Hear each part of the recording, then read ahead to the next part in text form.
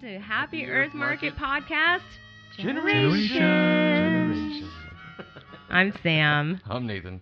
And I'm JR. And sir, our special guest, Doc, please introduce yourself, your actual name. Mark Edward Fontaine. Edward Fontaine. It's not Marcus Aurelius No, Fontaine. it's not. I honestly... He was a great emperor, but... Was he? Yes, he was. Emperor of He was a what? real person, yes. Oh, no kidding. Yeah, Is that- and a good one. No, I did that actually. You know, my son, Stephen, he went on Facebook as Esteban, just to kind of... Of course, he was born in Spain. To give him that makes yeah. a ton of sense. Yeah, so he went on as Esteban. And I Esteban? thought, yeah, maybe I'll cloak myself a little That's bit. cool, yeah. Yeah, that's pretty cool, though. So it's like an alias. Yes. We're kind of here to hear your story. So where were you born? I was born in Cloquet, Minnesota, Mm-hmm. which is about 25, 30 miles outside of Duluth, which is in the northeastern part of Minnesota, right on the very tip of Lake Superior. Okay. Sounds cold. And it was a paper mill town, railroad town. Mm-hmm. Uh, what year Paper was mill. 1949, July 9th, 1949. that? Wow. Well, you're right for July. July 9th. Yeah. almost close. Almost Missed close. it, man. To born on the 4th of July. Is that where you went to school? Is that where you grew up? No, I grew up probably till the 4th grade. I grew up in Nebraska. Okay. My dad was a union business agent. Go What does that mean? He represented the government workers in Nebraska, Government meaning... state workers. State Okay. workers. Okay.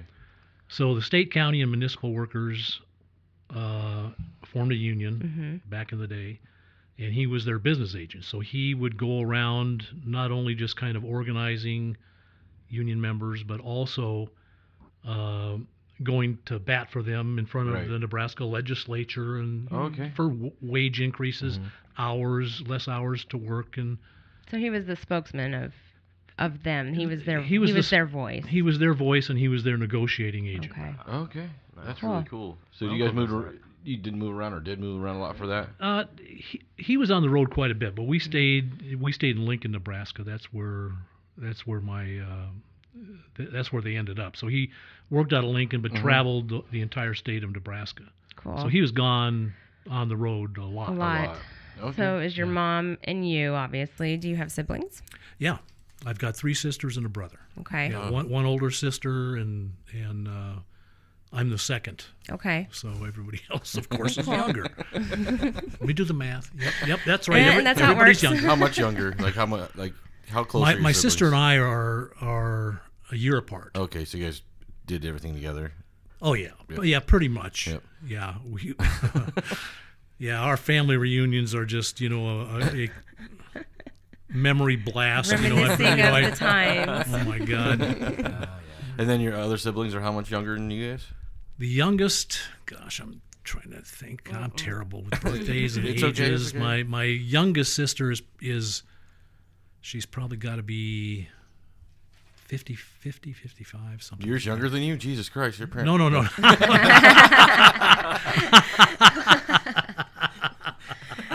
Maybe old, but they ain't dead, God yeah. damn it. Yeah. Was that the question? Shit, It's all right. It yeah. happens. That would make your parents in the hundreds. I don't even know how to do the math on that. No, they're 55, and how old are you? I'm 67. Okay, so Yeah. there's a big age difference then. 12 years or Yeah, so. 7 years. Yeah. Oh yeah. Yeah. Yeah. No, 57, yeah. So you were already out of high school and everything by the time that you didn't even go to school with them at all, it sounds like. No, I didn't go to school with my sister. My sister went to a public school. Okay. Well, no, I think she went to a Catholic school, but she graduated a year before I did. Did you go to Catholic school? I did.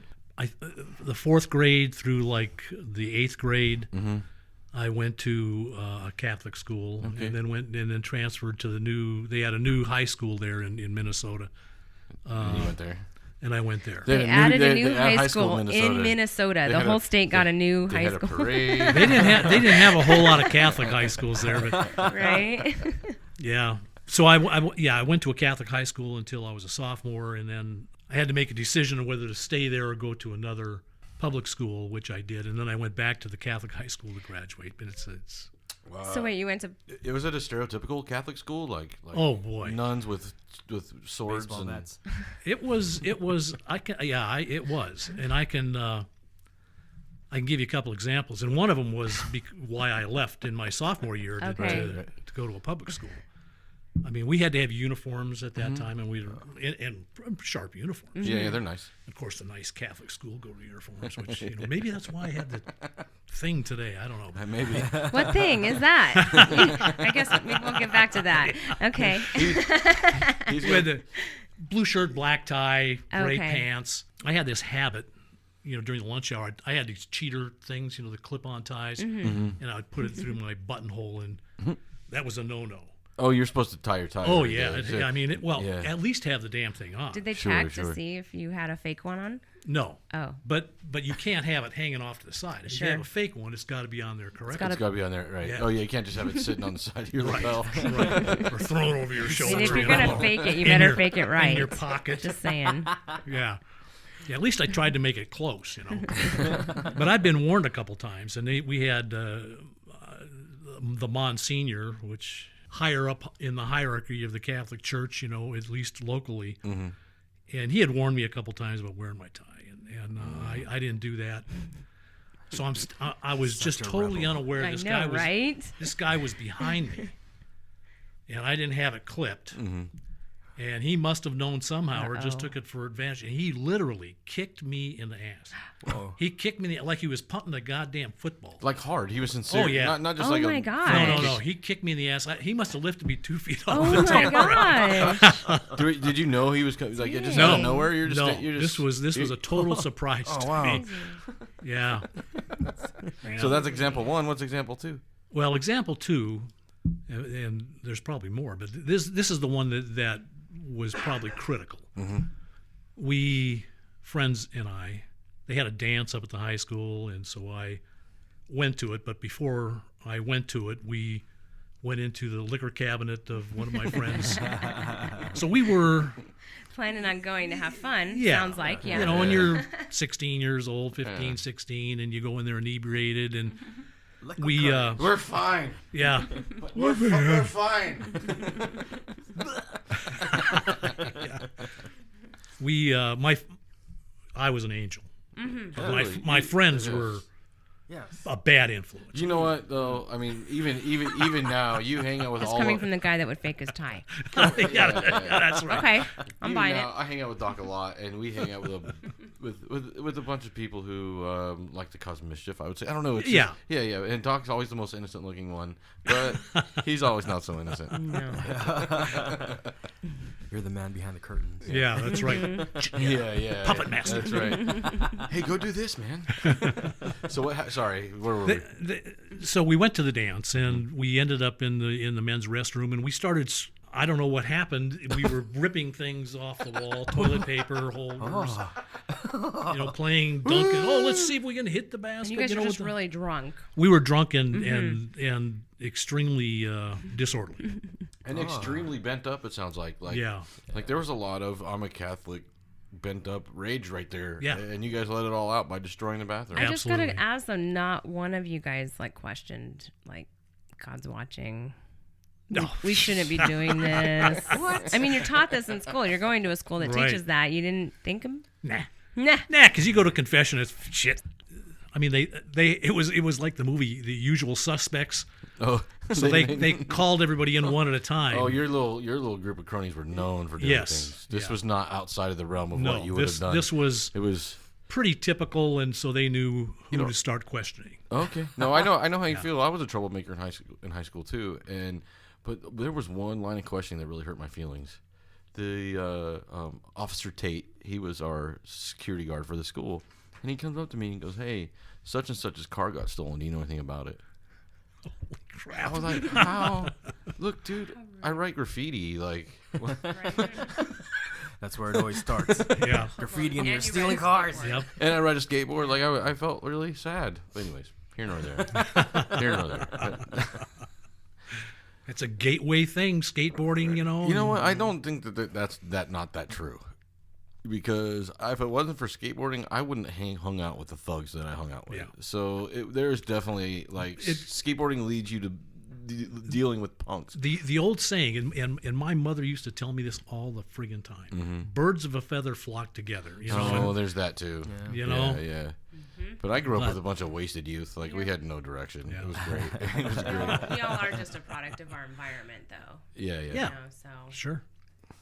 So anyway, we were getting questioned, and the guy who questioned us was the vice principal, and a guy named Father Cassette, who I love the name, by the way. Cool. yeah he was a total asshole. Oh, was he? Yeah. A lot of sadists in that religion. Just like to hurt people. Yeah, and I think that he was, in all honesty. Yeah. And, you know, because when he called me in for questioning, and it was like the hot lights on you, you know. And Where were you the night of? yeah, what did you do? You know, and as I was sitting there, and this guy used to be a Golden Gloves boxer, Oh, God bless it. and he hit me, bam, open palm, but he hit me with this Yeah. part of Hard you know, part of your hand. upside the head. Right? Oh my God. And then he'd tell me to stand up, and he hit me again, tell me to sit down, hit me again. So that went on for probably 5 minutes. Wow. Oh. And then he told me to get out.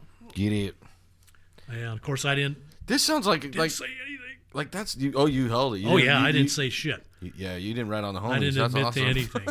Nobody did. Any of those people involved didn't. And And they all got that same treatment. Were they? One of the that's- guys got that's- worse. That's like fucking torture. Oh, yeah. Just hitting you like Oh, that's yeah. that's like a bad cop movie. This guy eventually, I just read probably about 6 months ago, he died up in northern Minnesota. He was on the pedophile list of the Catholic So Church. he was really. Figures. So did any He of was that a- happen to you? He was an asshole. Did you? Okay, so honestly, did you hear of or did any of that kind of stuff?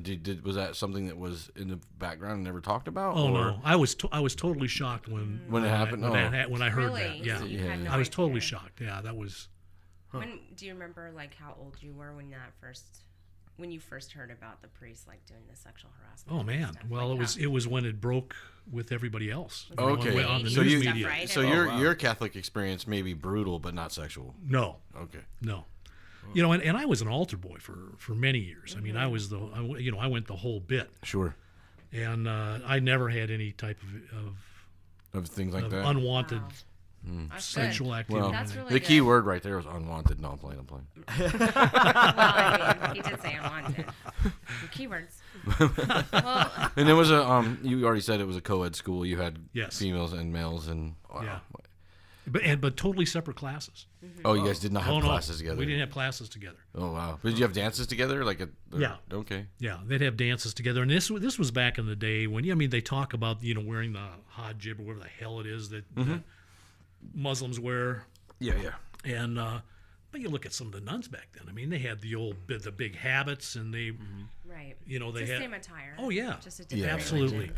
And I can remember when my mom was going to church. I mean, at that point in the 50s and 60s, you still had to wear something on your head. Right. Oh, totally. Yeah, they had to hide their hair because Right. the hair for women was like the big tempter. So, well, back to your childhood though. So you guys were close to your siblings, right? Yeah. When you were little. Sure. So, and your dad traveled a lot.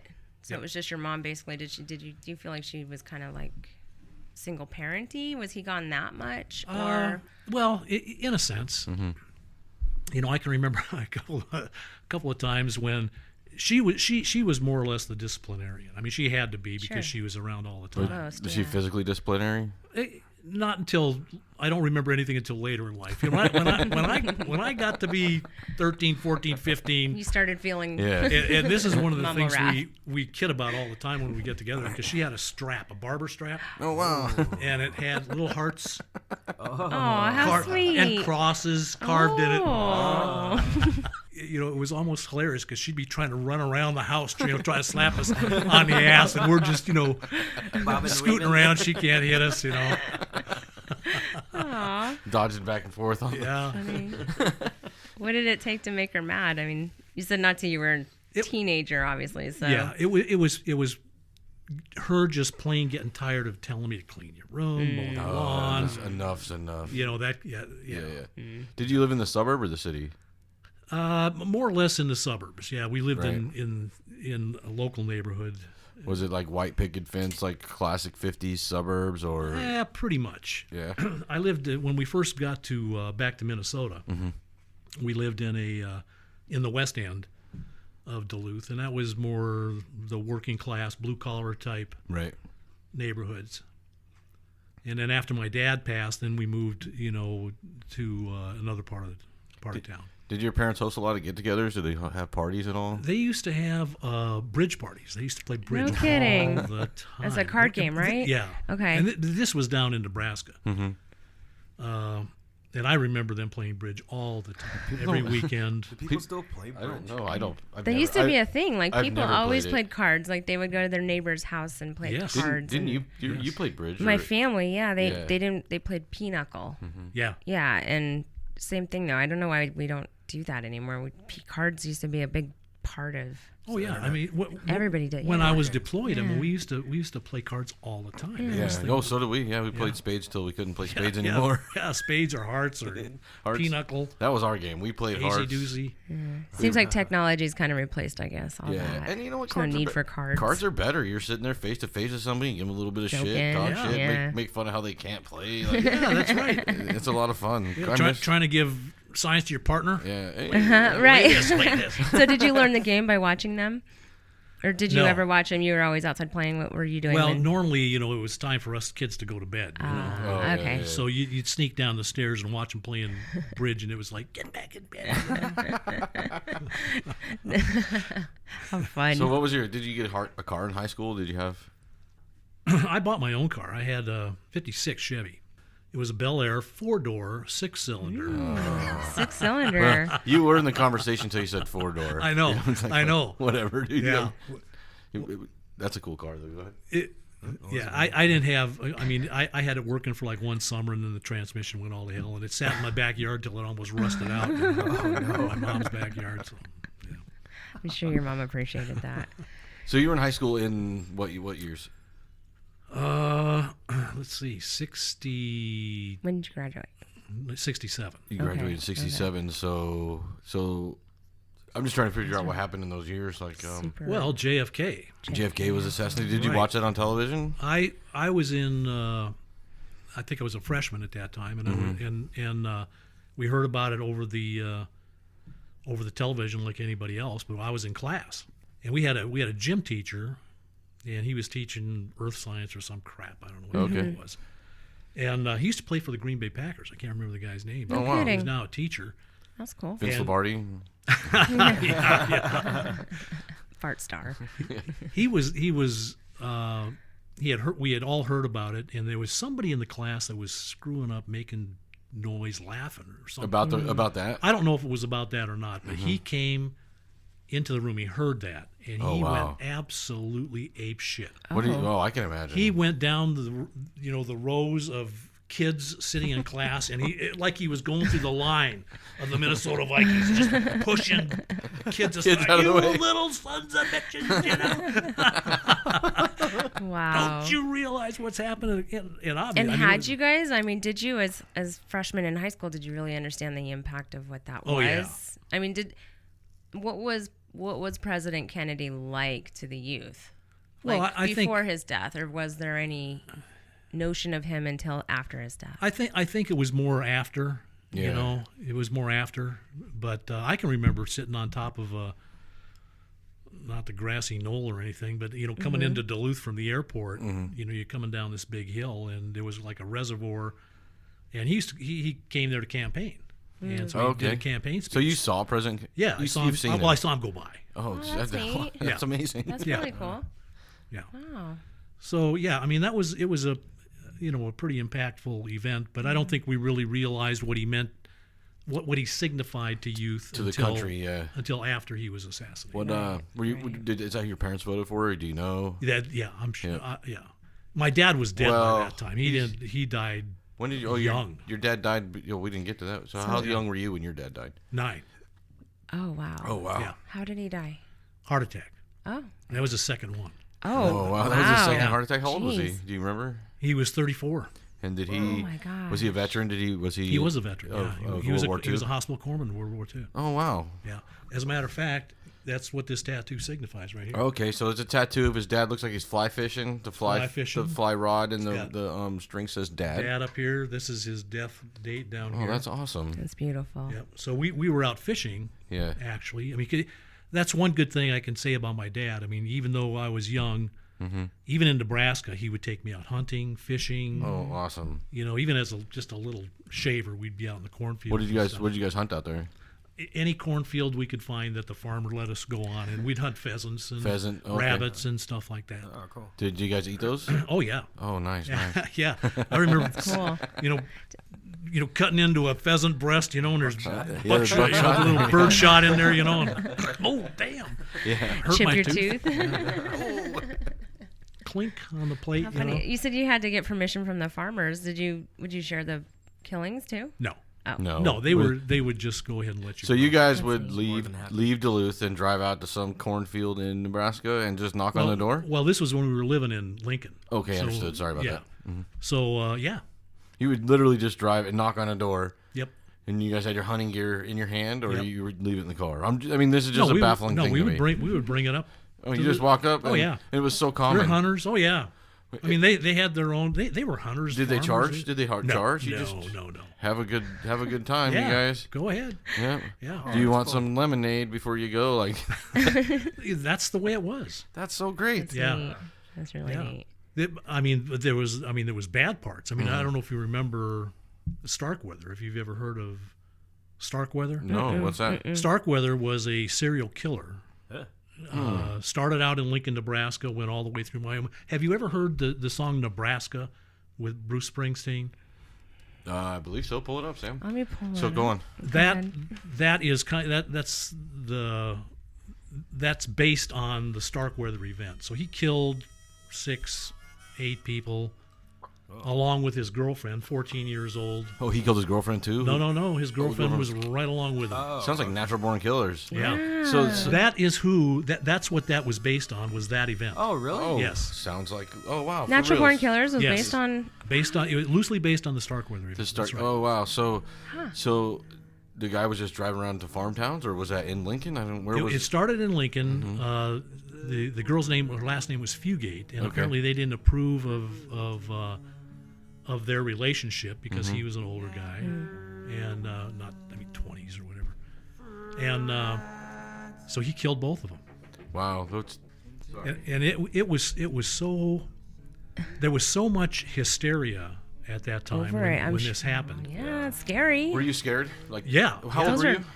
I was probably, gosh, I must have been 6, 7, something like that. So that's the same age I was when Richard Ramirez Yeah. was running around LA. Yep. And he was killing everybody, I felt like, and he was attacking houses that were brown that were next to the freeway. Well, I had to stay with my grandparents for the weekend, and my aunts, Christy and Cindy, who only are like 5 years older than me, Yeah. right, tell me, hey, Richard Ramirez is getting people that are in houses that are Brown brown next to the freeway. By the way, the house you're staying at is your grandparents' house, and it's brown right next to the freeway. I was so scared, and they were probably, now that I talked that out, I'm glad I got that out. Oh my god. Now that I talked it out, they were just fucking trying to scare me. Yeah. No kidding. I'll call him after the show. No way. I can remember going out into the garage or walking out to the garage with my mom. Yeah. And she had a shovel or some stupid thing, Oh, and wow. I had like a broom. You guys were ready.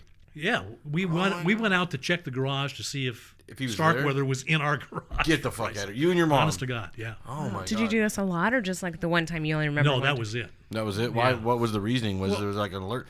Yeah. Starkweather's in the neighborhood. Well, no, Calm her down. they would have these news alerts where they really didn't know where he was, Oh wow. and so for people to be aware Mm-hmm. of their surroundings and make sure that There's a nobody was maniac on the around. loose. Yeah, that was kind of the hysteria. Wow, that sounds hella scary, especially back then Yeah. when news is just whatever comes over the radio, you believe. Yeah, and you never heard about stuff like that back No, in right, that time. yeah. That was the 50s, and who the hell would Yeah, ever think of doing something? It's still the age of so innocence. horrible? There's Yes. still, yeah. Yeah. Unbelievable. That sounds so scary. Like I can't even. You don't even have a point of reference for how scary that is at that time, right? Like No. your mom had never heard of somebody driving down the street killing people, but Right. So You know, and I thought I was hot shit walking out there with my mom. You know, I'll take care of you, Mom. Yeah. yeah, I wonder. That's sweet. You may have helped though. I wonder what would have happened if he was there. Like you ever? Put I'd that- have run like a little bitch. I'm telling you. You're on your own, Mom. Good luck. Run faster Kill than I her, can. not me. No, I really can't even contemplate that. That would have been Terrible. horrible, Yeah, it would have been terrible. What was the name of the killer again? Starkweather. I can't remember his first name. Any other cool, scary stories? Yeah, that's a good one. I like that. Yeah. So Were you a hippie in high school? What was No. that like? Did you smoke weed? Did you No. drink? You drank alcohol. I we know drank, that. Yeah. a lot though. I drank a lot more than I probably should have. We had it. Where'd you get the alcohol from? I was just gonna Okay. get into that because that's a damn good question, and the first question is always asked. You know, Hoodlum friends. Right? that the cops would ask me, "Where did you get the booze?" We had first of all, we had a Bowery. We were a seaport city. Okay. I mean, we had ocean-going vessels coming all the way into the Great Lakes, all the way to Minnesota. Okay. So we had all kinds of different people, and we had a Bowery, you know, where sailors would hang out and hookers and all Bowery that is crap. It's an old term for the slums, you know, where all the bars are. Right. Like a Okay. red light district. Oh, okay. More or less. I mean, we didn't have whorehouses per se, but Well, know, you we may had- have. You don't know. You Yeah. were young. yeah. So we could go. We would go ask drunks to, you know, here's $5. Go buy us some beer. You know. Right. And That's more how you often got than it. not, they'd do it. But we also had it was like a work farm for alcoholics. Oh. So if you were a chronic drunk, they would ship you off to this place called the Cook Home, and we kind of lived on the edge of the sticks at the time. We were still in the city of Duluth, but very close to the woodlands, you know. Okay. So this Cook Home would allow these guys to go into town every once in a while, once they felt that they were well enough. So they would walk all the way, and this must have been, it had to be 15 miles into town. So they would go into town, buy booze, and then take this bottle and walk all the way back, get drunker and shit on the way home. But before they got there, they couldn't walk in with the bottle, so they would throw it in the ditch. So you guys would take that bottle. We would go up and down the ditch and take everything that we found. Vodka, it didn't matter what the hell it was, gin. There And was we would- still alcohol in them. Oh, yeah. Oh. And then what would you do? We would pour it all together and make this. I mean, it's not like we separated this crap. My stomach hurts thinking about doing that. And we had some stupid name for it. Guggenheimer, Glockenspiel. I don't know what. Oh, you the guys hell had like we called you it. guys We had had like a little name a for it. little name for it. That's How cute. We take it up to the woods, God. you know, and have a big bonfire. We had a shack up there, log cabin that we made and all that stuff, and we would just get hammered. Oh, wow. Wow. Absolutely hammered every friggin' weekend. Off Yeah. ditch juice. And you Ditch guys were juice. how old? I can't even say that. 15, 16. Oh. Yeah. Ditch juice. That's what I want to say. Ditch juice? Yeah. Is that what you get? Yeah, that's Yeah. a good Yeah, name. that was Yeah. Describes it exactly. I can't say I haven't done that as a kid. I mixed vodka, tequila, and whiskey one time together in the Okay. same wrong with you? in Yeah. the same drink. Nothing. I was just dumb. Yeah. This is what you do. just wanna get When I was a drunk. kid, I see my adult parents, you know, mixing drinks. That's how you do it, man. Yeah, my buddy, we were up in the woods, and we were drunk, and we were starting. You know, we had the campfire going and stuff, and so he needed some more. We needed some more firewood, so he had his axe, and this guy he would have been a mountain man back in the day. Paul He was- Bunyan-ish. Yeah. So he's chopping wood, and he chopped off his finger. Oh, God. Oh, my gosh. Chopped that stupid thing right off. So we're drunker than hell trying to find his stupid finger, you know, and let's see if we can get that thing back on. Oh, my God. Did you find it? Yeah, we did. And they tried to, you know, we got him to the emergency room, and they tried to sew it back on. It turned black within about 7 days. It was toast. So he did lose his finger. He lost his finger. Did, But he was the kind of guy who would toughen it up, you know. I mean, that's okay. I got a stub Oh my So it's God. it's like hitting it against Ouch. karate thing. So he must have had a callus about an inch thick on that thing. And he'd Oh, walk up and he'd gross. poke you in the chest with it. Boom. Snub. So gross. So how much of his finger did he cut off? He cut it off to this knuckle right there. To the first knuckle? Yeah, the first Oh, knuckle. that's not that bad. Yeah. That's not that bad. That's Got him, still- he got him in the Marine Corps. I mean, he got in the Marine Corps. And With did- old Stubby got in the Marine Corps, huh? So you graduate high school with all these crazy lunatics that build log cabins Yep. and drink ungodly amounts of mixed liquor. And Yeah. What, did you guys listen to music out there? I mean, Yeah, what was your favorite song in high school? Man. Bruce Springsteen. yeah, right. He wasn't even. Oh, he wasn't. Yeah, he wasn't even around at that time. I don't know if I really had a favorite song. I mean, the Beach Boys. I was a real big Beach Boys fan at the time. So What about the Beatles? You know, I just learned. yeah, the Beatles. Yeah, absolutely. The Beatles. Yeah. Bye Bye American Pie. Whatever. Oh yeah, that was by Peter Gabriel, right? Isn't that No, who sang that? Who did sing that? McLean.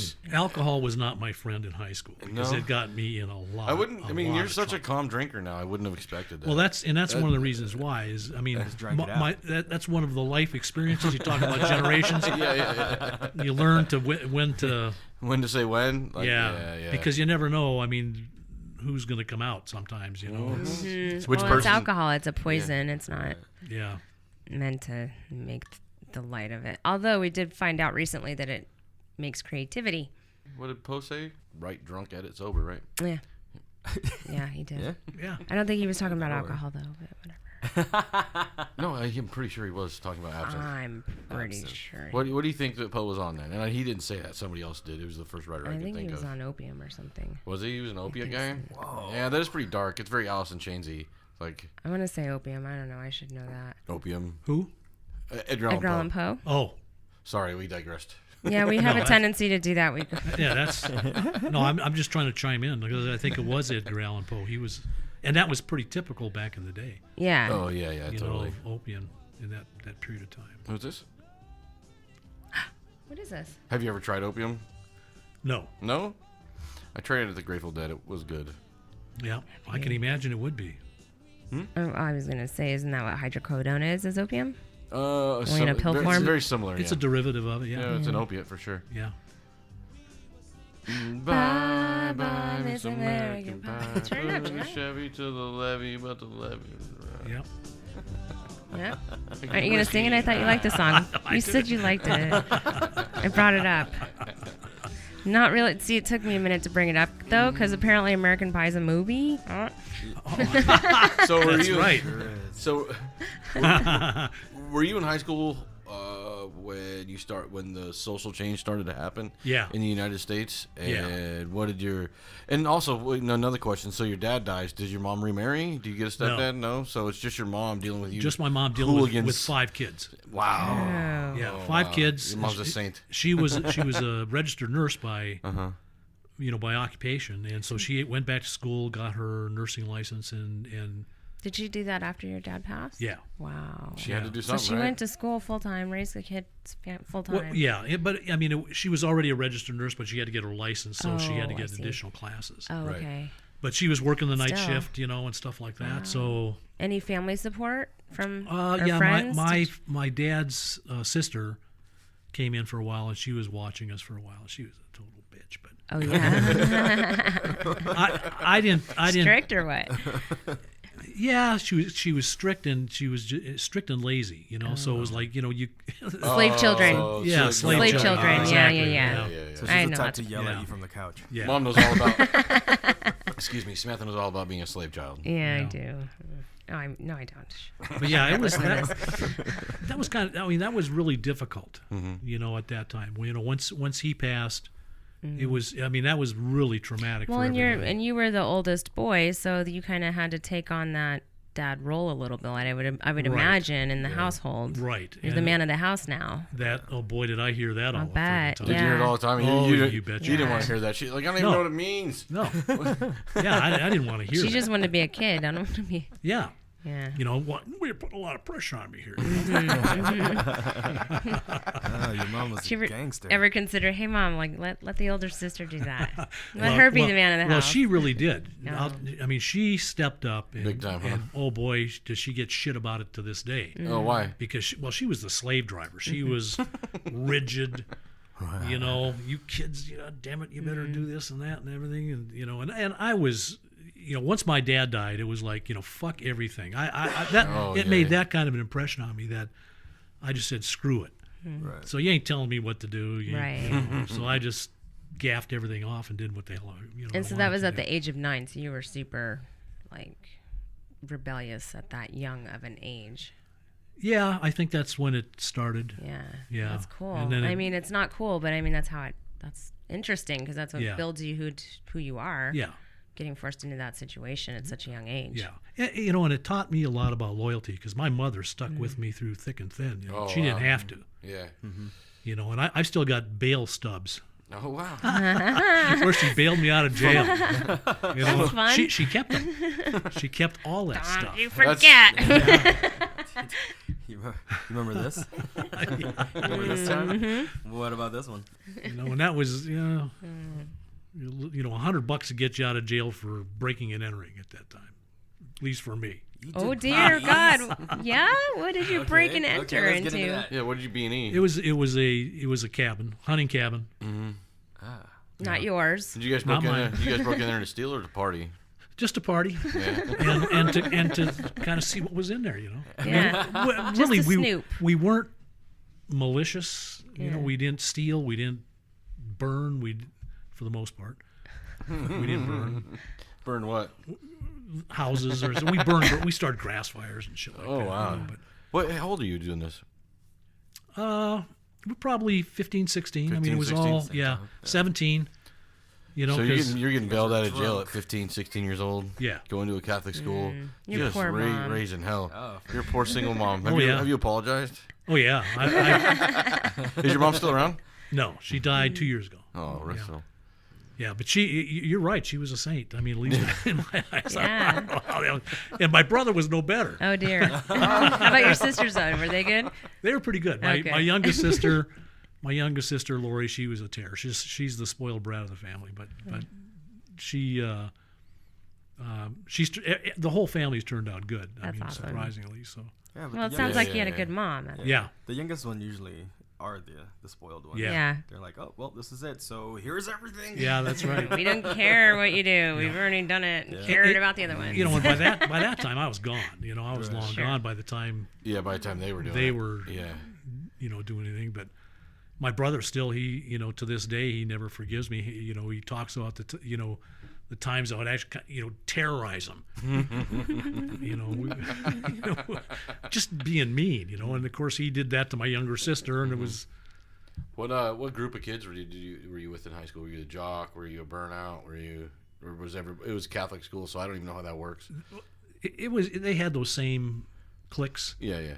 And we didn't fit into any of those. You guys I wasn't a jock. Yeah. You didn't. So you didn't play sports. Played a little bit of hockey, but not much. Yeah. I mean, the guys that played hockey. I mean, one of them went on to play in the NHL. Wayne Gretzky, right? No, a guy named Phil Haney. Yeah, Phil. Oh, Haney. Phil Haney. I just saw him on Facebook the other day. I don't think he has a Facebook page, but he lives over in Tucson, I think. Okay. So Tuscan. yeah, but I haven't seen anybody in there are very, very few. So you haven't people gone from high in school. your class reunions or anything like that? No, I mean every time that they had one, I was gone. Mm-hmm. I was still in the Navy for the most part. How long did you stay in the Navy? 25 years. Oh. Oh, Were you my. drafted into the Navy or did you No. volunteer? No, I volunteered You because volunteered? my dad was a corpsman, and he had told me some stories, not too many, but Sure. Enough to leave an impression at the Yeah. age of younger than 9. Right. So, It's funny yeah. how men do that to their sons. yeah, Because that was, we've done a couple of interviews now, and then my son too, and your son will Yeah. will get there. It's just like we don't tell them anything, but they grab this glorified yes, view, this romantic view of what you did do, yes, and then you get there and you're like, "Fuck, I'm cleaning. Exactly. I'm just cleaning stuff up." yeah, yeah. Sorry. But yeah, he told me a little bit about it. So I mean, I had kind of, by the time I was like 16, I had made up my mind I was going to go in the Navy. You were going to go in the Navy, and you wanted to be a corpsman like your father? Right. Yeah. Did you plan? Was your father on the Pacific? He was in the Pacific, with the Marines, with an air wing. Okay. I've actually got a picture of him shaking hands with a pilot that he saved. Oh, amazing. You know, the pilot had crash landed and caught on fire. You know, the Corsair caught on fire, and he was, you know, bullets flying and stuff. And him and a couple other guys crawled out there and pulled him out of the cockpit and dragged his ass back to Safety, you know. Amazing. So you knew you wanted to follow that same footsteps too, of saving lives. But I was 17, you know, and of course my mother, being a nurse, she was in the medical field. My sister she was planning on going into nursing. So I remember. Is your whole family just medical people? I mean, your younger ones too? No. my brother was an EMT for a while. Wow. Oh, okay. Cool. That's neat. It's just cool that you guys. And my oldest daughter is a registered nurse. Wow. Yeah. So you joined the talking Navy. about joining the Navy. So you joined the Navy. Where, So was that right what was at- your first duty station? Was that right out of high school you decided to do that? Yeah. It was, well, yeah. Ish. In between that, so I graduated from high school and then went on a road trip with my buddy out to California. We hitchhiked Oh, wow. out there. How was that? Oh, Wow. That it was sounds great. Come on, you can't just skip over the fact that you've hitchhiked across America. Right. Part of America, I guess, is better. So we left Minnesota. He had a 58 Chevy. Beautiful chrome wheels. I mean, the whole 9 yards. Right? Nice. Chevy Bel Air again? Bel Air. Okay. And it broke down in Wyoming. Okay. Not that far. Bummer. No, not that far from Minnesota. So he sold it for like $20. Okay. Seriously. Oh my God. Sold it Get for like out. $20. Was that a good price at the time? Not particularly. But when you're hungry, you know, and need, you know, you're gonna take everything you got. How far could you get on $20 back then?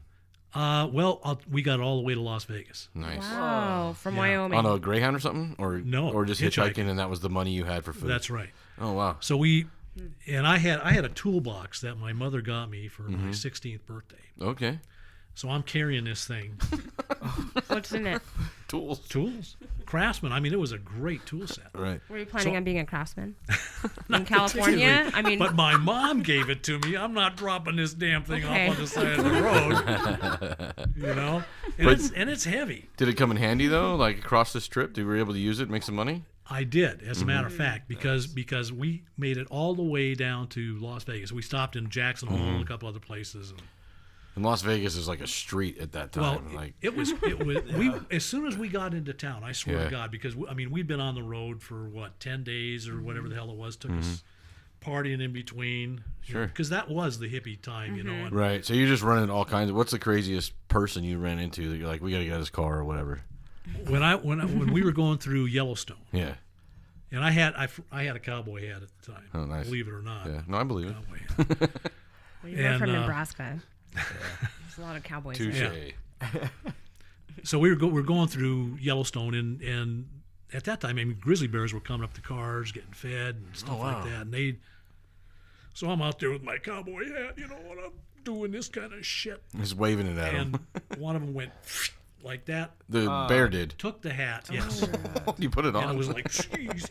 They didn't have the electric window, so I'm cranking up the window. You know, and the guy who picked us up said, you know, of course he was pissed. Oh, you know, yeah. You know, putting myself in danger like that. So Where did he drop you? That's what he was mad at. Yeah. You were putting yourself in danger. He made it. He took us to Jackson Hole. And dropped you off. Dropped us off. Get the fuck out of my. What was he driving? I don't know. You don't remember? I don't have a clue. So you guys make it to Vegas. Made it to Vegas. We walked into town, and I'll bet we probably weren't here for 5 minutes, 10 minutes, and it was the cops had come, and it was up against the wall. Oh, really? Yes. You guys are drifters. Yes. Whoa. Show me your identification. What are you doing here? Oh, burglary tools. Oh, is that what they called those? Yeah. Wow. And we said, God, geez, I'm 17 years old. Right. 16. You know, come on, give me a break, you know. And they said, I'll tell you what, you got It was like the old West. You got till sundown to get the hell out of here. If I see Oh you my around here gosh. again, you're going to jail. For reals. So I walked down to the closest pawn shop, and I don't know if it was the one that's famous now. Pawn Stars, yeah, But I remember Might be. whoever was in there was Mm-hmm. he wasn't going to give anything that the tools for were all your worth. tools, yeah. Right. And I think we said, look, we got to get out of town. We've been told, we've been warned. And he said, okay, I'm going to tell you what, I'm going to give you enough for 2 Greyhound tickets to Los Angeles, Yeah, because that's where we were headed to see his brother. sure. And so he gave us enough money, just enough money for 2 Greyhound tickets Mm-hmm. to Los Angeles. And we took the next bus, and we were gone. Wow. Oh wow. So that was my experience with Las Vegas. So Las Vegas. where was the bus Get out. station at in Las Vegas? Was it like on the on Main. wherever we were, it was in a bad part of town. That's all Sure. I That's remember. it was on It's on Main. Main, Yeah, yeah. it's Yeah. still there. Because I've been to that, but I went to that bus station when it was still open. It was sketchy as Yeah. hell. Still is. So you got to LA, Yeah. and then what'd you Well, do? they moved it. I stayed there for probably 2 weeks, and this was just, I think, this was after one of the riots. I can't remember what had occurred. Well, there. about that time it would have been the Watts riots. Watts Well, you riots, know what right. though? That's not true because, I was watching this thing and people would go down to watch the riots. Like it was a constant thing of this eruption happening. And the Watts riots, I think in LA were the most famous one, but lots of stuff happened. Yeah, his brother owned a bunch of laundromats, and some of those were in some of the In those neighborhoods. in those neighborhoods. So we would go there, and some of them had been burned, and and So this is collect 69, money. you said? 67. 67. So things are just starting Starting to boil. starting to bubble. Right. Was Los Angeles a nice feeling, like, or was it like fun feeling? Like how Nah, did, it was like it was strange. It was foreign. oh, okay. Coming from the North Woods, and out Yeah, to yeah. Los Angeles. Bunch of weirdos. Yeah. So yeah, it was very strange. What to part me. of LA? If I remember right, his brother lived in Torrance, Okay. but up in Southgate is where he Okay. had a lot of his laundromats. So you stayed there 2 weeks. You're like, I gotta go. Yeah. Well, I finally got a hold of my mom. She didn't know where the hell we were. You just split. Oh, you didn't tell her you were leaving? I told Not even a note. I that's told a her fun I was feeling going to for her. Minneapolis. These guys. Oh, okay. So she thinks you're in I'm Minneapolis. going to Minneapolis for a summer job. Oh, Mom. dear. Because this was between the time of graduation and the time that I was going to be able to go in the Navy. Sure. They had like a 90-day delay thing. Yeah. Well, that's a really cool trip Yeah. That's awesome. So I got a hold of her. She sent me airfare, and she was just pissed. Was she not was happy. so I mad. should probably kind You're of, gonna work all summer to pay me back. yeah. How much was a plane ticket? It was back like then? around $200. Oh, that's expensive then. Yeah, That's a that lot was of a fucking How much money. they are back now? then. Considering you can Pretty eat much. on $20 for like 6 Yeah. weeks while you try to get across the country, or Yeah. however long it took. How long did it take you guys to get from where you broke down to Las Vegas? Probably about 2 weeks. That's yeah. $20 ain't lasting a day now. Yeah. And I remember, coming down whatever highway we had come down, it was so hot that In Vegas? yeah. Yeah. And it was actually before we actually got in. Some guy dropped us off right in the middle of nowhere out there. Whoa. Oh, did he? See you. Yeah. Like on Zizix. So we so we would take turns hitchhiking. One of us would get out there and hitchhike. The other one would crawl into a culvert just to get out of the damn sun. Oh, is that hot? Yeah. You guys didn't have any water or anything? No. No, I picture it being pretty easy to get a ride back then, but was it? It was pretty easy. Yeah. It was pretty easy. You're not getting a ride now. No. No. No. Not now. And everybody was. They were friendly. They didn't. Sure. They didn't mess with you. What so besides, did you meet any weird characters? Like I just like book salesman or No. Yeah. Mr. Buffalo Hughes. Bob's. No. just normal folks? Yeah. That's cool. So was there a lot of people asking about, hey, what's in the toolbox? What's in the box, man? Yeah, they'd ask, but it was pretty disappointing once I opened it up and it was nothing but tools. tools. Yeah, burglary tools. Yeah, burglary. Burglary tools. tools. Yeah. You guys were coming here to plan your Ocean's 11 heist, and Yeah, that's crazy. Like you as robbed the soon Flamingo as you Hilton. got to town, the cops were Yeah. like up against the wall, motherfucker. yeah. Wow. It was like they probably still wore cowboy hats back then, and then it would have been just Las Vegas sheriffs. It wouldn't have been Metro. Like I just picture Yeah, these super rednecks. It was an eye opener for me. Yeah. I never expected anything. So is like that So This is the you last signed hurrah. up, and Vietnam's already started. Yeah. You were watching it on TV already. Oh yeah. Were you scared? I pictured the Wonder Years type thing where we're watching Vietnam on every night. Like that's you're eating dinner and Vietnam's on the television, and you're not worried about that at all. Like, was it even a thought? You're just going to the Navy. No, we were thinking about it. I mean, because this whole circle of friends, we realized, and I knew I was going in the Navy. And my school counselor said, "You better go in the service because you ain't got shit going for you." Seriously. Thanks for the leadership. That's right. But I had already set my path. I knew that I was going to join the Navy. Yeah. And but my buddies, they just waited for the draft. I mean, we all knew that everybody was going to get drafted one way or the other. Sure. And they all did. Wow. Every single one of them got drafted. Wow. Except for one. The guy who cut off his finger, he joined the Marine Corps. Oh. Right. What's Stubby Dave gonna do anyways? He was a badass. He joined the Marine Corps. As what did he do in the Marine Corps? He was a tanker. He was a tanker. Yeah. Oh. Got the Silver Star, Bronze Star. I mean, Wow, he look at was this a beast. real. He's the real deal. Yeah, he was. A tanker got a Bronze Star in Vietnam? Surprisingly. I'm confused. I know it. I didn't even know they fucking had that many tanks. They had a couple tank battles, but I didn't know that either until I started reading up on it. You know? That's crazy. I would love to hear that. So he got a Bronze Star in Vietnam as a tanker. Like, Yeah. that's insane. Anyhow, so I mean, I knew what I was going to do. So, but that was all. I mean, it was like you said, it was on the news every day, and we had just said, fuck it, we're all gonna have to go, and hopefully we all make it back. And it was just kind of a. What did your mom feel about it? How'd your siblings She was feel scared about it?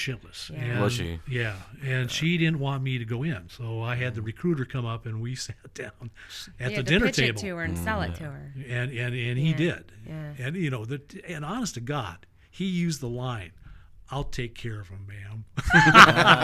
It's like, I got him. Yeah. That's really funny. I'll take care of him. yeah. Man. So she finally signed. I mean, she signed. For you to go in early, under 18. Right. Yeah. Yeah. Well, that's commendable. That's awesome. I'm sure you've heard that a million times. But during a war that was so publicized for people to volunteer, always. And so bad. Yeah. Well, was it bad yet? Had there been a deterrent? Was there a lot of peace protests at this time, or was it not even? It was just starting. Yeah. It was just starting. But that's when I mean, they'd already had some pretty bad battles, but that was when the body count for Americans was really starting to climb. Starting to Right. climb. And they showed the body count every night on television, Yes. didn't they not? For both sides. Yes. Yeah. Isn't that crazy? Yeah. Do you think that it would be? It was like a game. And that's crazy. That's how they measured success. Yeah. Yeah, because it was a war of attrition. What was the body count on the other side? Yeah, that's insanity. And of course, to me. those were inflated. Sure. Oh yeah. Absolutely. Well, of course. Yeah. Well, I mean, history's told by the winners, right? Yeah. If you're broadcasting in your own country on a Anyways. non-government controlled news center, Hey Viet Cong, how many guys did we get from you guys? I just wonder how they quantify those numbers with the Viet Cong. An elusive enemy that I understand, right? You know what I'm saying? Dressed Absolutely. just like the enemy that I fought, dressed just like civilians. That's right. For the most, how do you quantify those numbers? We killed this many. How do you know? How do you know those weren't civilians? How do you know? Yeah. That's Well, they were Or dressed as just civilians, casualties? right? Mostly, Well, yeah. no, Well, but I mean, I'm talking about like the innocent, just civilian casualties, the real innocent civilian casualties. without Because weapons. we don't count those kills. We Yeah. should. And there were a lot of those. Yeah. it's war. People die. Anyway. So you go to basic training. I'm just trying to. Downer. Yeah, Samantha took it all the way to the end. Dang it. I didn't. Somebody else brought up Make it war. all I real. didn't do Thank it. goodness for editing. That's staying. That's Dave. God damn it. So you go to basic training, or what? Where'd you go? San Diego. It was, so I went in December or something like that. Was it cold? It snowed in San Diego. I What? swear to God. Oh shit. We were out on the drill field, and it was, you could just, not a lot. Sure, but not just sticking. You could see the flakes coming down. Right. And so back then, you went in as a corpsman. Were you actually able to pick your job back then, or Well, suggest? you could when you joined with a specific job in mind, and of course you met the qualifications, which was, can you fucking breathe at that time for corpsmen? Yeah. Because they were getting knocked off left and right. Can you breathe? Come on in. Yeah, I mean, honest to God, I had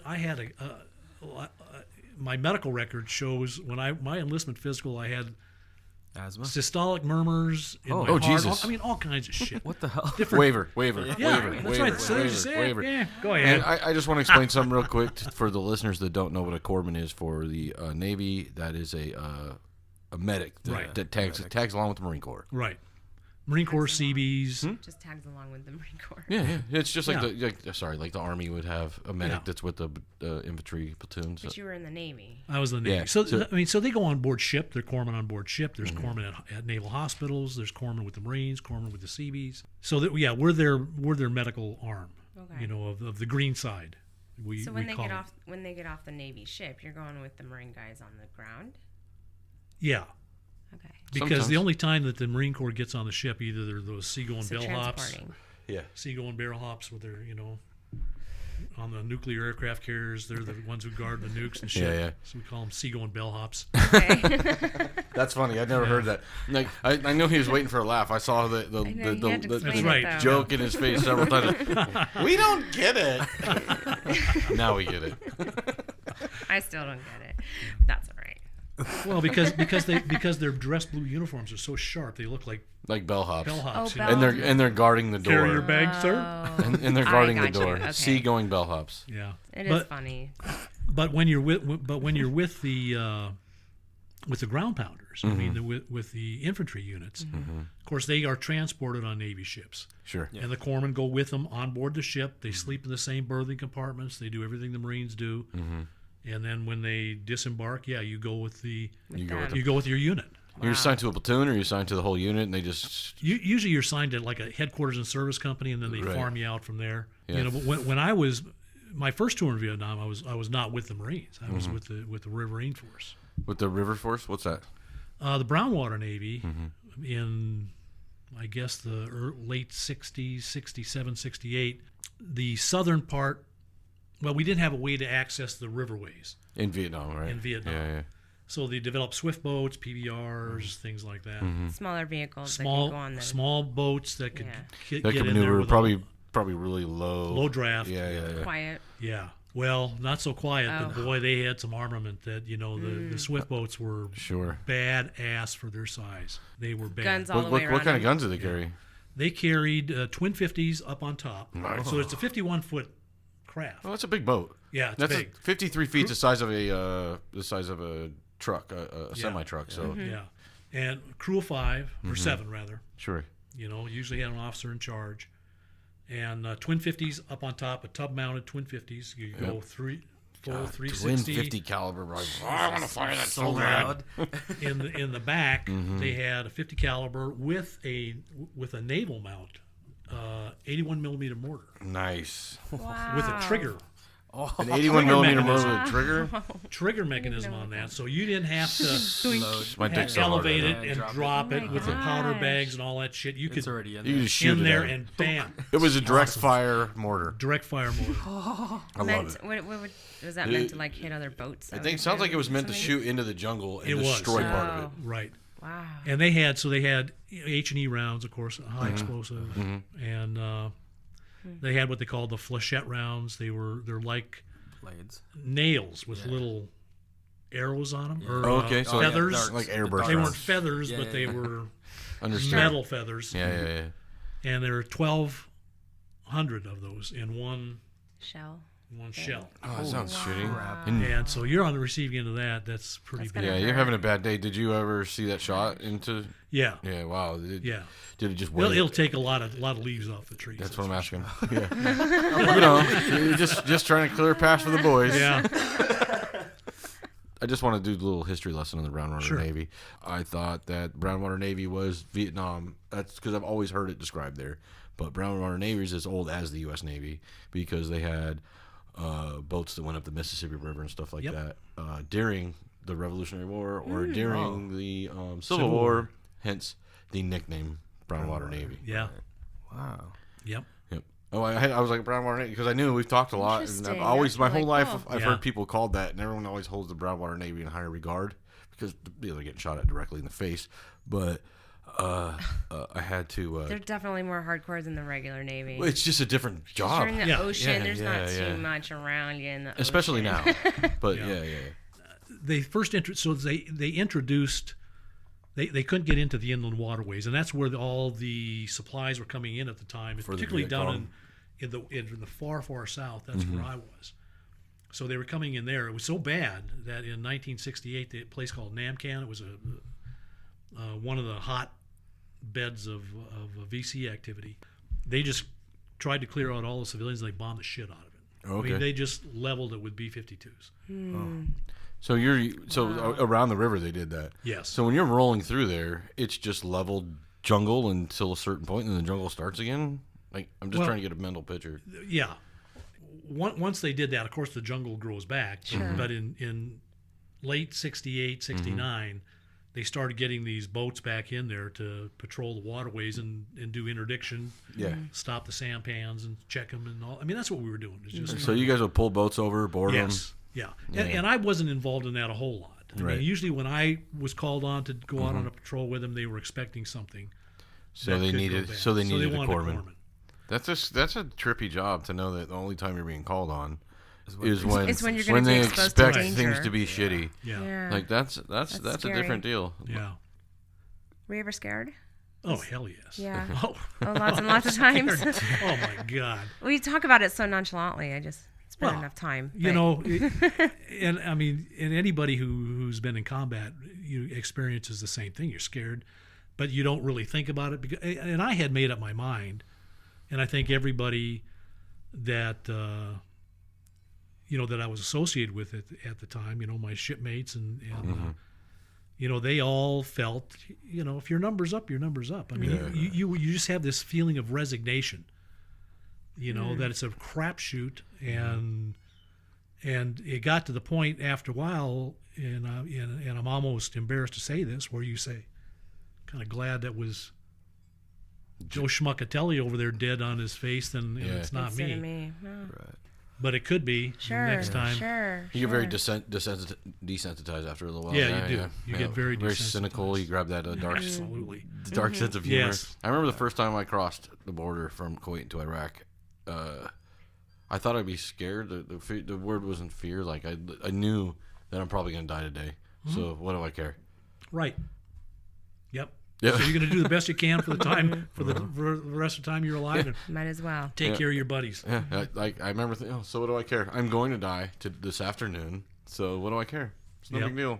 None of it matters anymore. Let's fight. Yeah. And I don't know how you felt, but I remember seeing the first Iraqi person, not Kuwaiti, but Iraqi person, and I've never felt hatred like I felt hatred for that person. Like I didn't even feel like that person was a person. Like it was a level of hatred, and I guess that's maybe a self Protection. thing Well, where you know what I'm saying? It is, but you get indoctrinated to it too, because they. Very true. I mean, you tell them back then they were gooks, slopes, zipper heads. Right. Makes them a lot easier to kill. Yeah, they're no longer human. It does make it easier to kill if they're not human. If you call them whatever this thing is. Yes. The label. With dehumanization. That's the word I was looking for in a roundabout way. Right. Yeah. So 2 tours, or how many tours in Vietnam? Well, I did one tour, 12 months with the Brownwater Navy, and then in '75. I mean, because I after that I was done with. I didn't want to see any more first aid, any stuff Right. like that. Sure. Blood and guts. That was it. Well, you definitely earned not having to see that anymore. And and it wasn't all bad. You see the aftermath. I mean, it's not like I did. I was in firefights every day, like some of these guys. I mean, some of the Army and Marines. I mean, they were in Daily. horrible bad. Yeah. I mean, just terrible things. And it wasn't like that. It was like 15 minutes of blowing up the jungle Right. and not even finding a body. Right. But when something did happen, I would always see the aftermath. Being Right. the corpsman, you'd see the bodies come in and the wounds come in. And for the first 6 months where I was at, we didn't have a doctor. Oh, really? No doctor. Whoa. Would you just have PAs or just corpsmen? Corpsman. It Wow. was myself and a first class petty officer. I was in third class when I first got there. So you guys are basically just doing the best you can to get these guys patched up and moved as fast Yeah. as possible. I don't Yeah. understand even what you're doing We without would- a doctor. We would try. Yeah, we would try and stabilize them if we could. Right. And get them on a helicopter if we could. If there was one available, because we were the furthest south base in Vietnam. That's You guys are in the middle of fucking nowhere. we were in for the middle reals. of nowhere. And- The nearest hospital was, I think, 130 miles northeast That's far. of us. Holy Jeez. crap. Jeez. So you had to make life or death decisions. Right. Yeah. And if you those have- are big decisions, dude. They're huge decisions. Yeah. You're deciding whether someone may live or die. Right. So you guys you're just doing mass cash evac stations with You're basically setting the level of casualty on how you're going to take care of them. Just you and one other guy. Like, Right. that sounds so difficult. And it's not. I mean, it's not like we had 50 people. Right. But Yeah. at that point, if you have 3 people, That's a lot. that's only- a mass casualty for 2 Yeah. It's people. only 2 people. Right? Yeah. You need 5 people on 1 casualty. Yeah. Like, Yeah. If you have someone who you more than likely, and they teach you this in core school. I mean, they tell you you're going to have to make these decisions possibly. Yeah. If you have somebody who you think is probably not going to make it, then go ahead and let them You not just do make the- it. you go take care of the guy who's got a better chance. So I don't mean to, but so you guys would just do the best you could to get that person comfortable. You know, Right. Maybe some morphine or whatever. Right. And tell them you love them and move on to the next right. guy. Well, Yeah. that's and But we did a lot of good things too. Oh, I bet. Yeah, I was going to ask you I who. bet you saved a ton of lives. It was a guy who had been shot in the chest, and they started sucking chest wound. This was a classic sucking chest wound. I mean, He's saying it fast. It's sunk in Sunk in. chest wound. yeah, Not sucking. deflates. I'm thinking any Well, chest wound is does- sucking. Yeah. You're kind of sucking air too. Yeah, sunk. Right. You know. Yeah. So you do the best you can with that. I mean, that's not a terrible injury. I mean, that's something that most people can come back to, but Sure. come back from rather. You know, so you do the best you can. You plug it up, and But- hopefully that thing will start to inflate again. You know, and he'll be fine. But I remember that clearly. That was the first one. That was the first one that I think I probably saved their lives. The Yeah, first yeah. casualty I ever treated was was really stupid.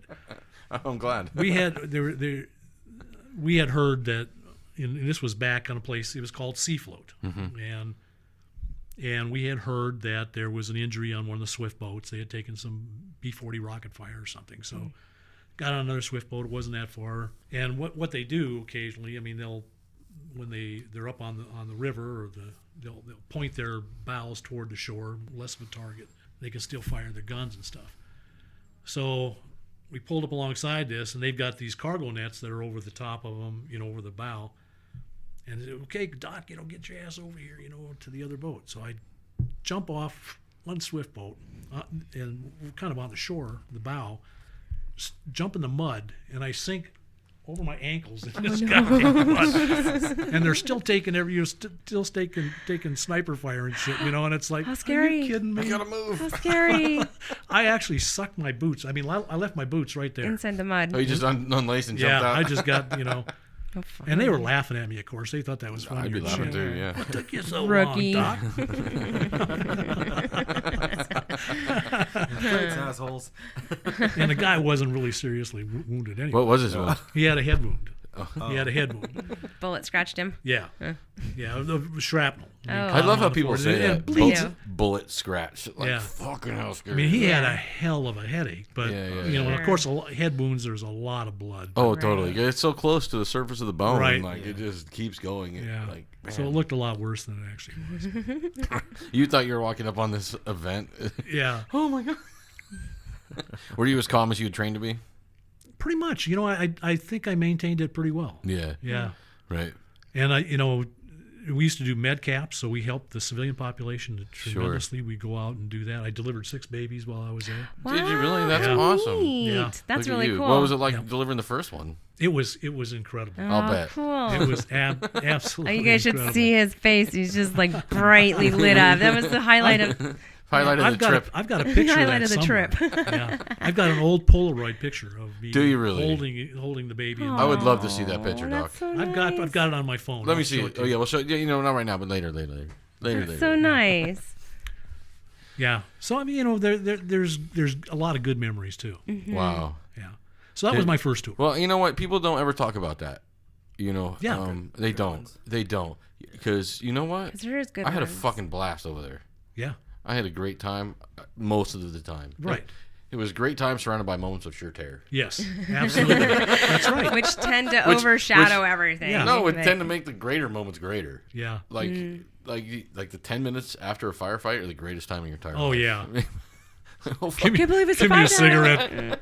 You've It's never like- you think sex It's like after sex. You but better. But better. They had. I mean, I smoked like a Chimney. son of a gun when I was Yeah. there. So, going out on patrol, I mean, those guys had it rough when they were out there patrolling every single day, the swift boats and PBRs and what they called the RAG group, River Assault. Oh, Sorry about that. when you got back to the advanced tactical support base, Seafloat. That's where the berthing was. I mean, so we slept there. We had, you'd get fed there and all that kind of stuff. Of course, that's where our main sick bay was. Yeah. And you and this other guy's sick bay. right. Yep. But in order to do this, because we were always afraid of a swimmer, we sat out in the middle of the river, on these barges, and they built sea huts on top of these barges. You guys are afraid of a swimmer?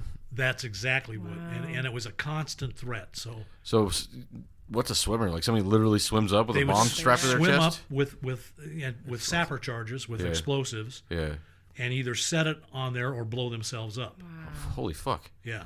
So so you're sitting out in the middle of the river, and the river is dark and greenish and just nasty, and so they would throw concussion grenades over the side randomly, Few hours or whatever. Or no, I mean this was like every 10 or 15 minutes. Holy fuck.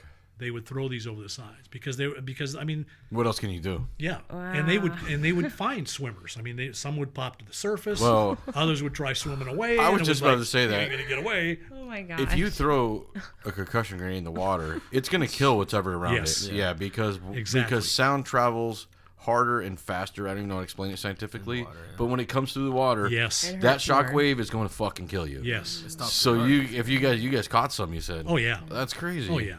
So we I mean, you'd see that, and you Did would you know. do any of the tossing of the mortars or whatever? Yeah, They're- I mean, everybody would have You guys all concussion would? grenades. Yeah. Yeah. But it was mostly the people on watch at Did the you- time. oh, okay. So Yeah, 'cause so it- you'd have your turn and you just throw the grenade in. Yeah. Yeah. Okay. Yeah. That makes sense. And but imagine if you can. So you're on this barge. You're trying to sleep. You're trying to sleep, And boom. and they're throwing these things over 24/7. Oh god. And it's like I liken it to being say get under a 55-gallon drum and have somebody hit it with a bat. Right. Yeah.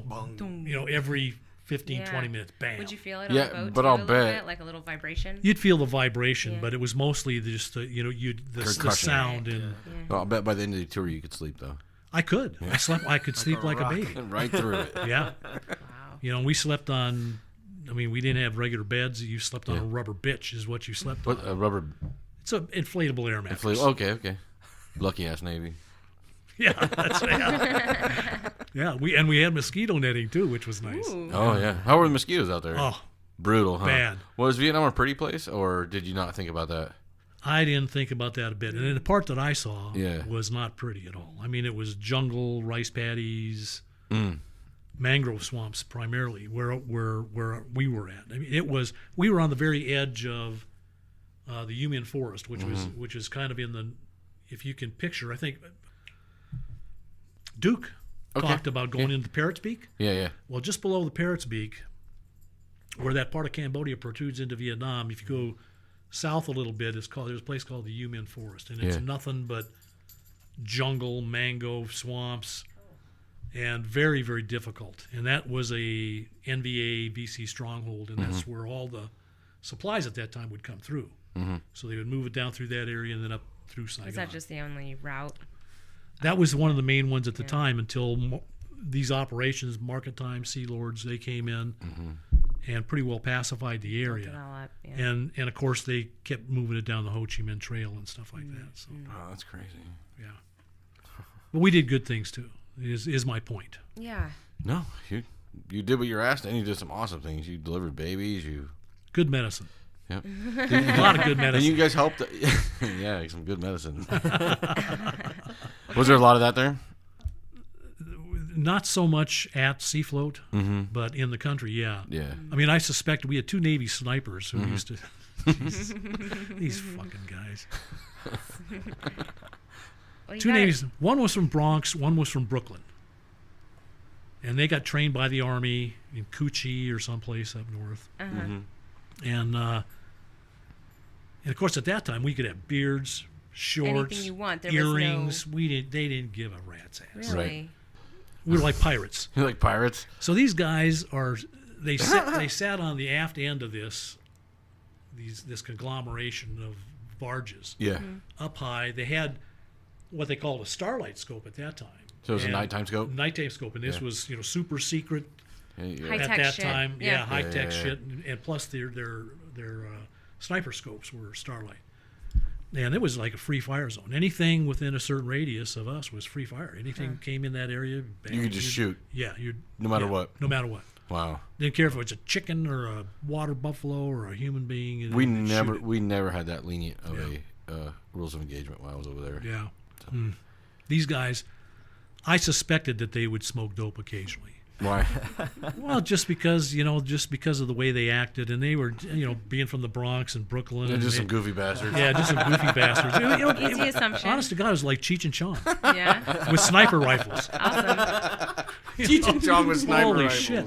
That's a scary friggin' thought, right? That's hilarity. So these guys, of course, they're throwing these I don't concussion know, they're grenades. probably really thoughtful in their shots. I'm just saying. Oh, dude, nice and compassionate. Like, Yeah. Making absolute sure I that's think a bad I can guy. take that. You think I can take that guy out? They would throw concussion grenades over the side as well. So their perch was right above the head of Yeah. the bathroom. So we had regular latrines, maybe 6 of them, and you crapped right into the river. okay. And it would just because we went from one side, it was So it's just a place to sit with a hole. right. Yeah. So the Gulf of Thailand on one side, South China Sea on the other side, and so we had this tidal river that was going back and forth. You never Yeah. knew. And so I had amoebic dysentery bad. I mean, I Jesus. was really bad. So I'm running to the head, and I'm sitting down. And these guys, I can hear them talking up there. I don't know what the hell they're saying. I'm concentrating on what I got to do. Sure. Next thing you know, concussion grenade over the side. Oh. They timed it perfectly. And I swear to God, it probably lifted me about 2 feet off the. And as I'm looking down, because I'm on the end, I'm looking down. You see this big geysers of water Oh no. coming up out of the other openings, Toilets. the other latrines, and it's like, holy Here it shit. comes. Scared. I mean, it literally scared the shit out of me. That's funny. That's hilarious. I was pissed. I was so fucking mad. What'd you Oh, do? What did you do? Did you get out and scream at them, or Oh yeah.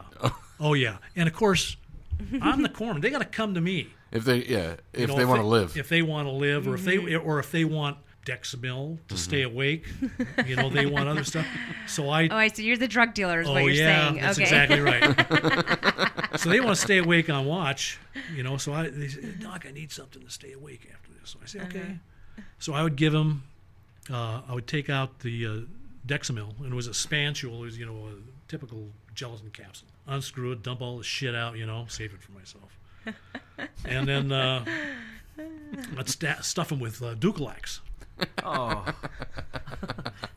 Here you go, man. That's what you gave the 2 Army guys? Yeah. That's hilarious. Some That of was these, their they'll take you. uppers. No. Yeah. yeah, that'll keep them Of course, it would keep them up. Yeah, that's right. Yeah, They, yeah, they yeah. got a shit every Yeah. 2 seconds. Oh shit! Did you cap it off with a concussion grenade, or you just? That's funny. I would have loved to. Yeah, they thought that was funnier now. It is funny. It Yeah, is. that's- Now, in retrospect, it was. It was Yeah. funnier now. That's pretty fucking funny. is good. That's like something out of a movie. Was there a lot of malaria, amoebic dysentery over there, Yes. and shit like that? Like Yeah. no matter how much, because even the malaria pills make you sick. I had a touch of malaria myself. Oh, did you? Yeah. What was that like? It was horrible. Yeah, how'd it feel?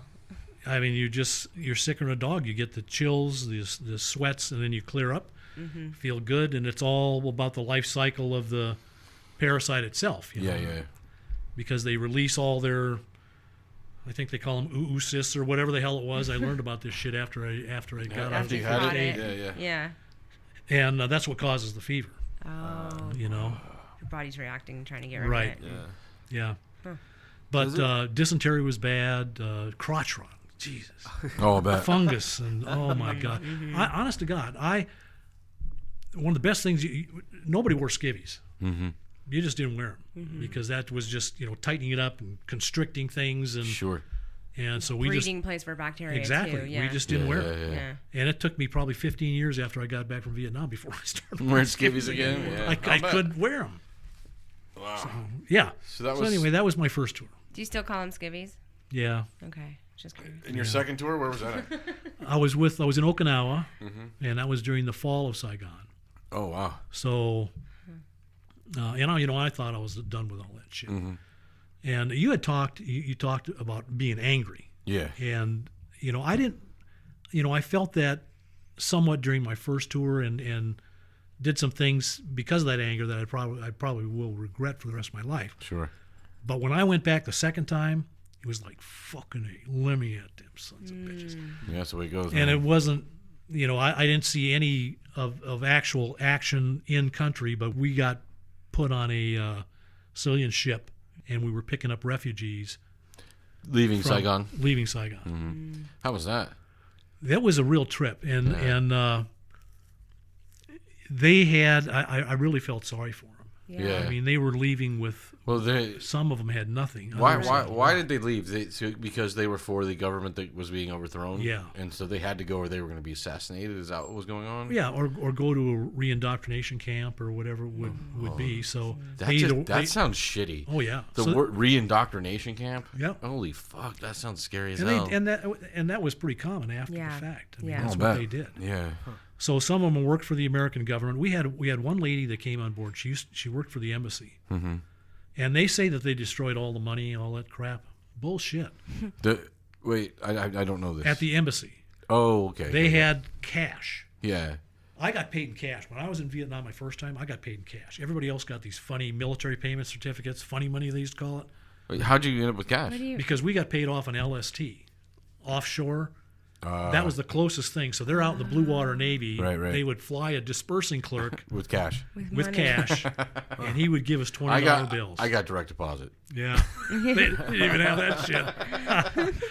So that was great because for where I was at, it was all first tour again, and I hate going back and forth here. But It's okay, man.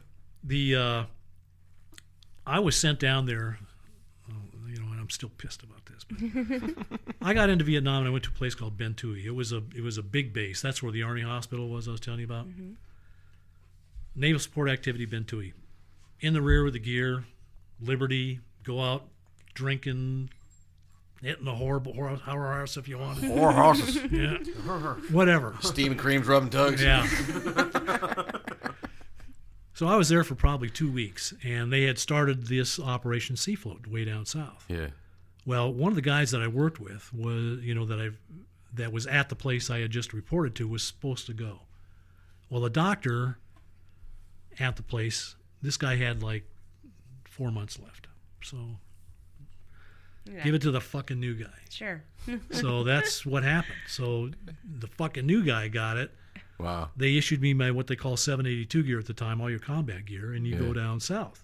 So I got there, and I mean that's what I had signed up for because I had first gone to Japan.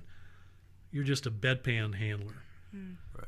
So I volunteered to go to Vietnam. I had to do a year there. Then they sent me to SEER school, survival, escape, resistance, all that crap. Yeah.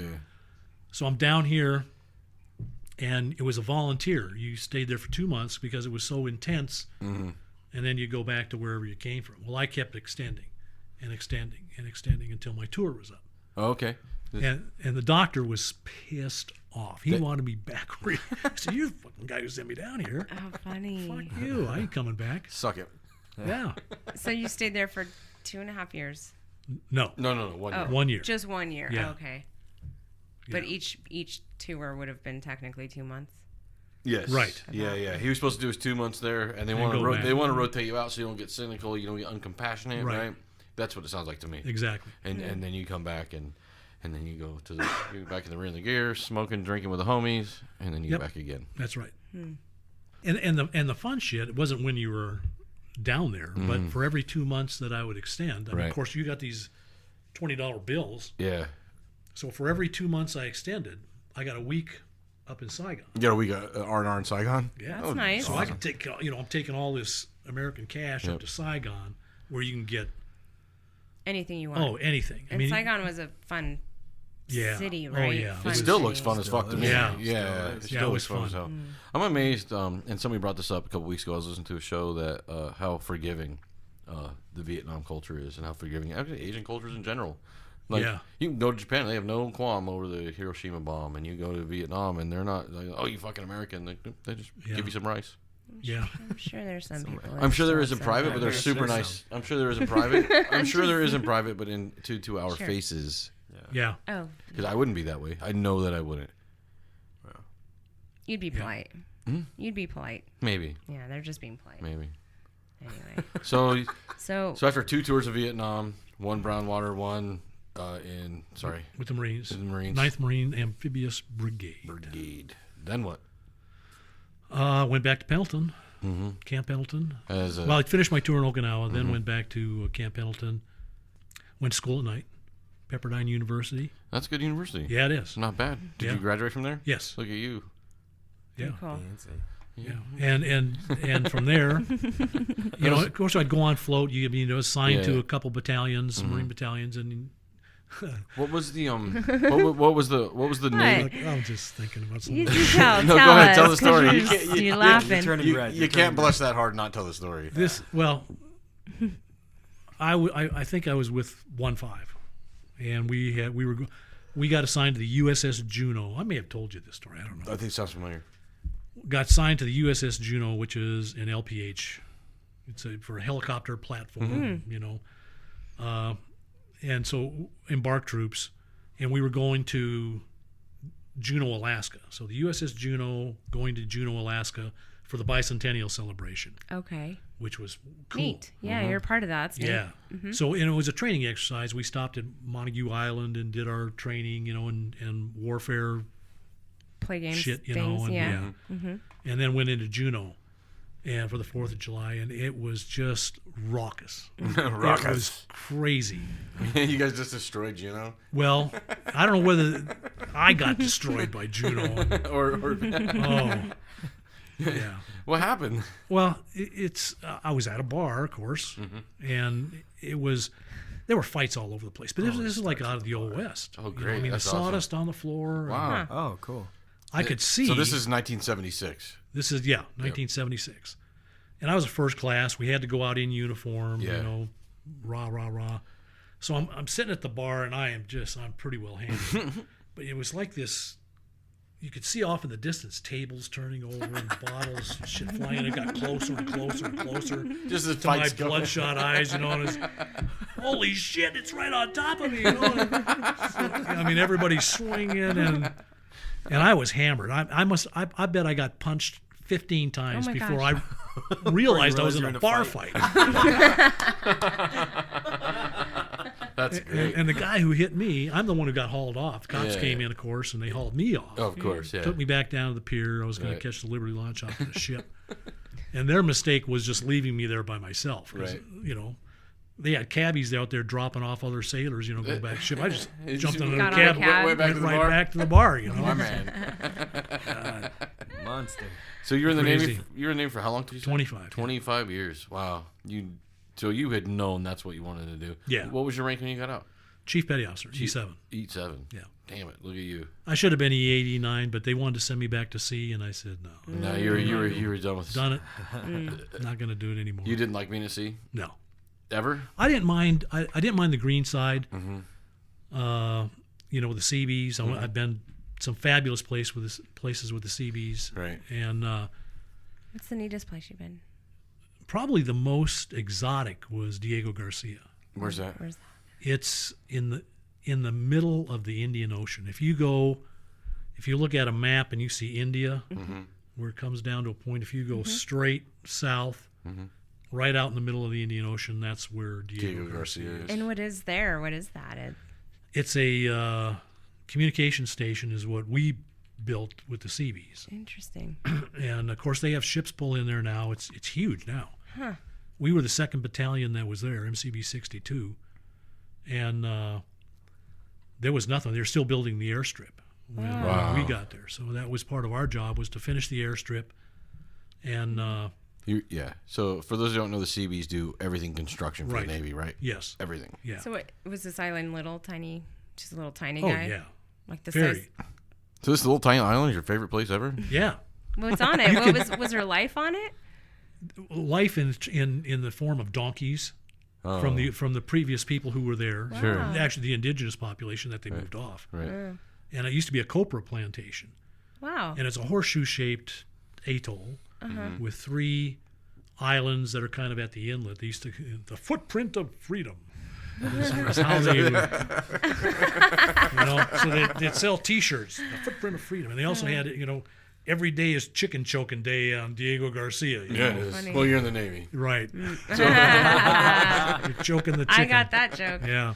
Did you meet any women while you were in the Navy? Yeah, I met my second wife, Your second wife?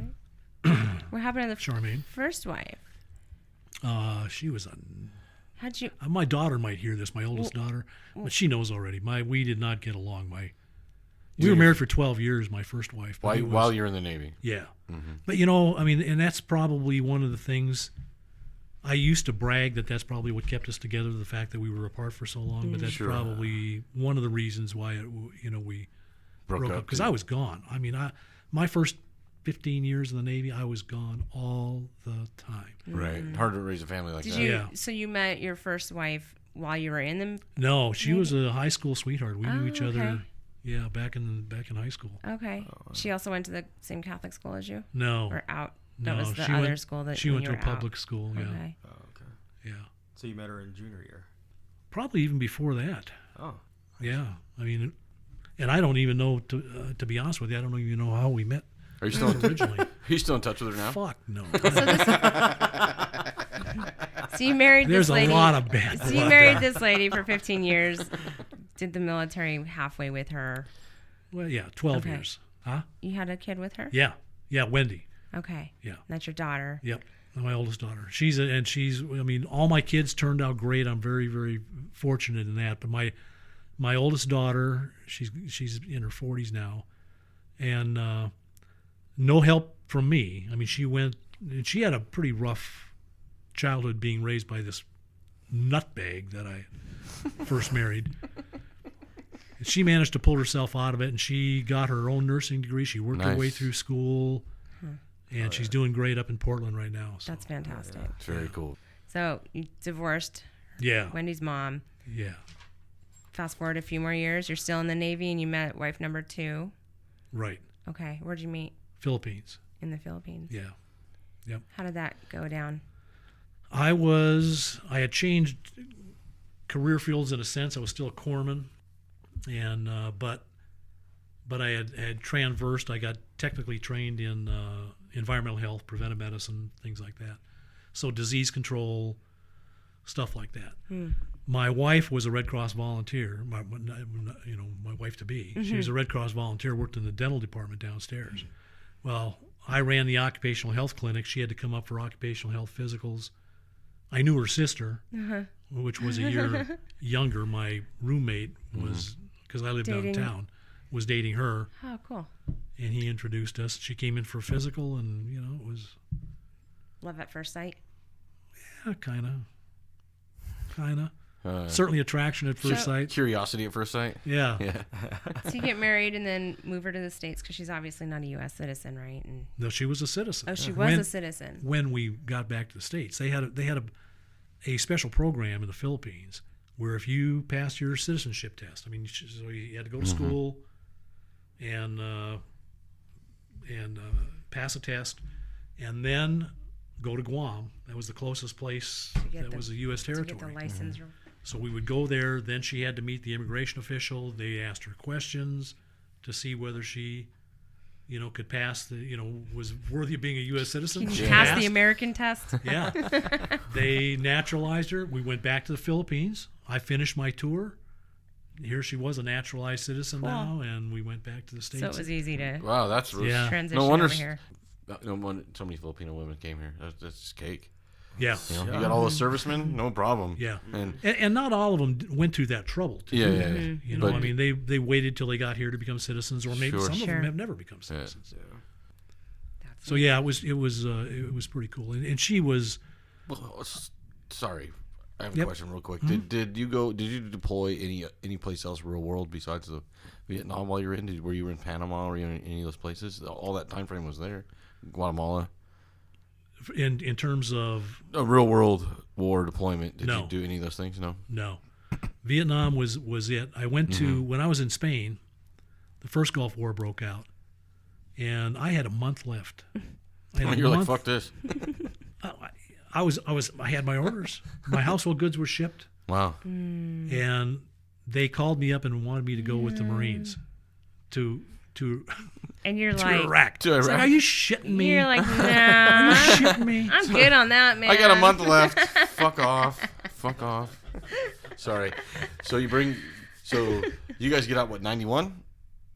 Yeah, I left Spain in '91. Got back in '92. How was Spain? I got out in '92. Did you like Spain? Oh, I love Spain. I've never Beautiful. heard It's I've awesome. never heard a Yeah. person say they didn't love Spain. It's great. It's great. And we took advantage of it. We Euro-railed. We got to travel to Oh, awesome. Germany and Denmark and Italy All and around. France. So you've been around the world. Yeah. Asia, everywhere. What's your Awesome. Yeah, favorite I've been to culture? Huh? Which one's the best culture? What's your favorite culture out of all of them? I have to admit I really like the Philippines. I mean, Yeah. it was something that I wasn't used to, and the people are so absolutely friendly when you get to know I agree about that. they're. I mean, we could go. Anybody could go out to the local barangay or neighborhood or out in the Tule somewhere, and they would give you the shirt off their back. If they had one pig, they'd slaughter that pig for you. Just fantastic. Wow. So I was treated very well. But I mean, it's a two-way street. Mm-hmm. You get What you you give. get what you give. You know. Yeah, for sure. Give them respect. They're going to be Yeah. up with you. Spain was wonderful. I mean, for the experience, the culture, seeing the whole European thing and the history. But I liked the There's a lot of color. native thing. Yeah, a lot of color Beaches and and prettiness there. The beaches, yeah, I've heard Yeah. about those. yeah, it's great. Are they? I don't get it. They're nude, a lot of them, Oh. right? Yeah. No, I'm just playing. So you come back to the States. We're going to cut that out. Tori. Come back to the States. You have another child, Yeah. Mm-hmm. Yeah. Chris. We've been married for 5 years. When Okay. we had, I didn't want any more kids. Oh, you didn't. No. Well, I just had it. I mean, I was probably 39, 30, whatever the hell it was. And she was much younger, of course. She's 11 years younger than I am. So you just felt like you were too old to have kids. Yeah, and I don't want to go through the bullshit again. Jesus Christ. It is a Kidding lot of me? work. It's hard. Yeah. Yeah. But, it was like a negotiation, Yeah. every year. We'd have kids. Fuck no. Maybe. Okay. Yeah, finally. So at the 5-year mark, that's when Christelle was born. Mm-hmm. And then a year later, Stephen was born. Stephen was actually born in Spain. Oh, Okay. cool. Yeah. That's neat. So, yeah. So 3 kids total. Yep. And are the siblings close? Sister and the 2 brothers, they close, Yeah. even though. Yep. Okay. Yep. Even my oldest daughter, I mean, she's close to Everybody. To the other the two. younger ones. That's Oh, yeah. cool. What's the best part about being a dad? I think the best part is probably just seeing them get through life for the most part unscathed. Yeah, that's a really good point. That I just it's such a relief, and you're never ever over the worry for crying out Sure. loud. Yeah, Never I agree over with the that. worry. But for the most part, everything has turned out great, and they got their heads on their shoulders good. Mm-hmm. They're not into drugs and all kinds of other crap. I mean, not that I know of. I mean, Sure. I've done a lot of things that Sure. that my mother didn't know about, and I know that they've done things that I don't know about. But we let the sleeping dogs lie right Well, now. drugs aren't the problem. It's the continuous use that's the problem, right? Yeah. That and lack of right. love. Yeah. When you lose yourself in the drugs, that's a problem. So, speaking of drugs, what was your favorite one of all the ones? Have you tried a lot? I haven't tried a lot, but Mm-hmm. but my favorite drug was, and I kind of alluded to this, was amphetamines. Okay. Boy, Wow, I did not expect that oh answer. boy, did I like them. Wow. Why? Who's saving all those I pills was- to stay up? Yeah, I mean, it makes you feel like Superman. Yeah, for sure. And I, when you've got in Vietnam, when I had the keys to the drug box, Mm-hmm. You know, There were some good drugs in that box too. Yes, there was, The and it was angel awfully sung every time. tempting. You know, but Yeah. you know the problem is you don't realize the toll that it takes on you after a while. You know, Yeah. Sure. you start. I mean, 1 Dexamil it was good for a patrol. You know, and then you say, boy, that made me feel pretty good. Well, you know, you take 1 and it doesn't quite do it for you. Take 2. well, Tolerance gets higher. Goes higher Yeah, quick, right? Yeah. yeah. So I was whacking down 15 at a time. You Holy know, fuck. Dang. And On a patrol boat up for 6 days? I don't even want to know you, brother. Let's Hey, go. we're going. and I need to resuscitate somebody. Hurry up. And of course, you Fall know over. that what it does to your brain. It makes you paranoid. Oh, you know, yeah. So you think Sure. that people are going to kill you, and of course they are in that Treat 'em situation. But it makes it Wow. all worse. People, yeah. So you got paranoia on top of paranoia. I Yeah, don't, that's right. I don't want to play your game. I don't think this game sounds fun. Well, luckily, I mean, like I told you, like the first 6 months we didn't have a doctor. When we did get a doctor, he recognized. All you guys are on. Geez, the Dexamil is going well pretty damn quick here. You know, I've been ordering a lot of that shit. So he slowed down the consumption. Well, and he sent me up to Saigon. Oh, okay. You know, you get your ass out of here and you get yourself straight. Take a deep breath. Yeah. Yeah. You know, which is probably not the best thing to do. Saigon is like, holy shit. Lots of more partying to do up there. Here. I have cash. Do you ever, you know, I do, but do you ever find yourself missing it? Yeah. You know, I think I miss the camaraderie more than anything. For sure, right? You know, that was probably the part I missed the most. And that's what CVMA has kind of done for me. You know, Yeah, it's kind of pulled me back into that Absolutely. The into that brotherhood feeling. feeling Yeah. of belonging. Yeah. The CVMA has done that for everybody who's in it. You know what I'm saying? And you know, you just go back to a place after you've been stuck in the civilian shithole for a little while where people get your humor, Yeah. and that's nice because we find some shit that's funny that's not funny. Well, because you guys are all Buddhas. Is that? Oh, that's what it is. It is, yeah, because Buddha is like, you know, if you're suffering, their suffering is going to happen regardless. So you It might as is. well laugh Might as well at laugh it at it, because right. how else are you going to stay happy? Yeah. So we're real close to 2 hours. I just want to get a couple philosophy Yeah, so questions from you. What have you learned how to forgive yourself in all this time? Sometimes. Yeah, Most of the time. and not just for the war shit, but for just life shit. just life in general. Yeah. Most of the time I have. I mean, there's probably a few things that I would have done differently, but in all honesty, I'm not the most introspective person in the world. Oh wow. You know, I just try and live life and take it as it comes, and it's worked for me pretty well so far. You know, because I have just managed to fall into shit. You know what I mean? Just the right place, right time. kind of That's stuff. what it seems to me. I mean, Yeah, maybe yeah. it, you know, other Maybe. people might view it differently, but No, maybe because you're not sweating it, man. You're just letting it roll. it could be. And to know when to, you know, when that golden ring comes around, know when to grab it, Right. Sure. not just keep watching that letting it- stupid letting it thing go go. down. You know? and- Right. So know when to take opportunities. Right. Right. Right. That's a tough one. Like I'm dealing with that a lot lately. Like not only just opportunity, but which opportunity is right. Right. You know, it may be a big fat golden ring, but it may be a horrible opportunity. Yes. So that's hard. Yeah. So what about forgiving other people? How do you do that? Except for my ex-wife, I do pretty good. What's your secret? Like, how do you find it? I don't. Is it the same way as being yourself? You're just Just gotta let Yeah, it go. People are I in don't. there. I don't feel particularly wronged by anybody in that's particular. good. That's good. You know, I don't feel deprived. I don't feel like I've been handed A crappy bad hand. cards. You Yeah. know, That's good. I mean, my dad died young. You know, I was raised without a father figure. I joined the Navy, made the best of that. Sure. I mean E7. I know you wanted to make E8, but E7 you got to Yeah. be verified by Congress. It's not like Yeah, it's a bullshit rank. yeah. Got out of the Navy, did pretty good in the civilian community. You know, and saw a lot of shit that I wouldn't otherwise have seen. Yeah. You know, I mean, I was at 9/11 for crying out loud. Oh, not there on the that's day, right. but afterwards Yeah. for the Why cleanup were you operation. there? Well, I was working for OSHA at the time, and Wow. they needed safety people during the recovery operation, and So they sent people from all over the country. Right. Right. Went out there. Where did you live at the time that they sent you to there? In hotels. No, I mean, where were you living? I was in Madison, Wisconsin. Madison, Wisconsin, and they Yeah. sent you out there. What was it like? What?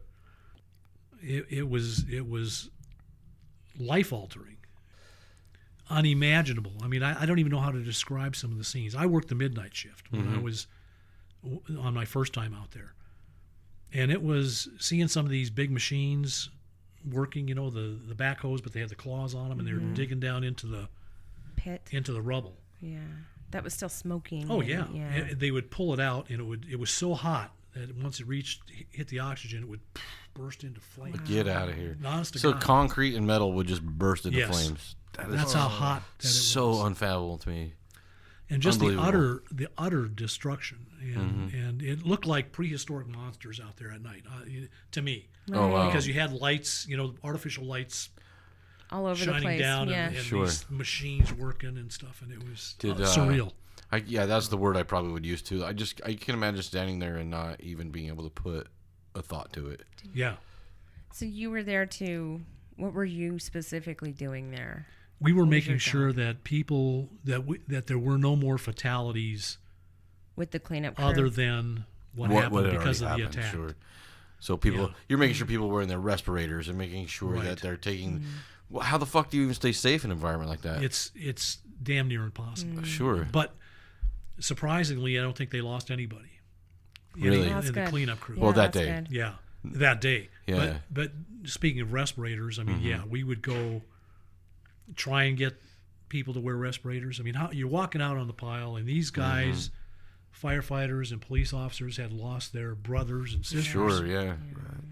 And when you have a respirator on with those cartridges, you can't see shit in those things. Yeah, it's fogging up, and you can't, and it's hot around your Right. face. You and can't breathe it's with them on. it's And just you're awful. walking around this rubber Yeah. pile, Sure. rubble And you, pile. oh, which I is, didn't even think about the peripheral vision. Yeah.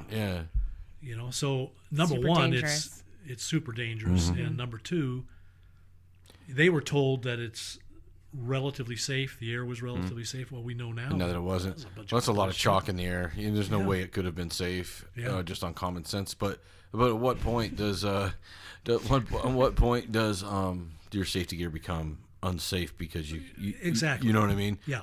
Like, because you're walking on these piles and you'll be able to see your feet, and with those respirators on, you can't see your feet, so Right. you're likely to fall into That's right. a fucking hot molten mess. Is Yep. what you're describing to me. Yes. Holy Christ! That sounds You know, really, really and, terrible. and you go out there trying to do that job, Yeah, and what do you think their response is going to be? go fuck yourself. That's exactly what we would get. Yeah. And say, okay. Okay. Okay, I'll go do that.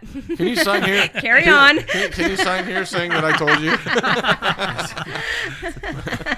Yeah. And did I you mean, really feel obligated to tell them that, or were you? Well, that, that's what we were mandated to do. yeah, right. So, but after a while, you try that one or Sure. two times, Yeah, it's Screw it. pointless. Yeah. and to be quite honest with you, pretty soon you're taking your respirator Because you're off. trying to live too. Yeah. Yeah. And I would go home at night and up to the hotel room, and you're blowing your nose for half an hour, and black crap and Oh, I shit is can't coming even out of believe it. your. God, You're coughing that stuff up, and I understand why some of these people have serious problems. Serious after problems, that. and yeah. died now. I We're- mean, there's a ton of people who have died because of that. Yeah, stuff. lots of cancer, lots of Right. just lung shit. Yep. Doc, we really appreciate you came on the show. Thank you for being so candid. Thank you for talking to us the way you did. You're a true American. I love you, Well, man. thank you. I consider you one of my greatest friends, and I feel the I same really way. appreciate you throwing us down here for 2 hours and have a couple drinks with us and just talking shit. Sure, it sure is easy to talk after a few drinks. It is, right? It's totally easy. Most definitely. We love you, man. Cheers to you. Thank you. I appreciate it. Thanks, Doc. We love you. Love and light, everyone. Love and night. Thank Hope you you for enjoyed listening. the show.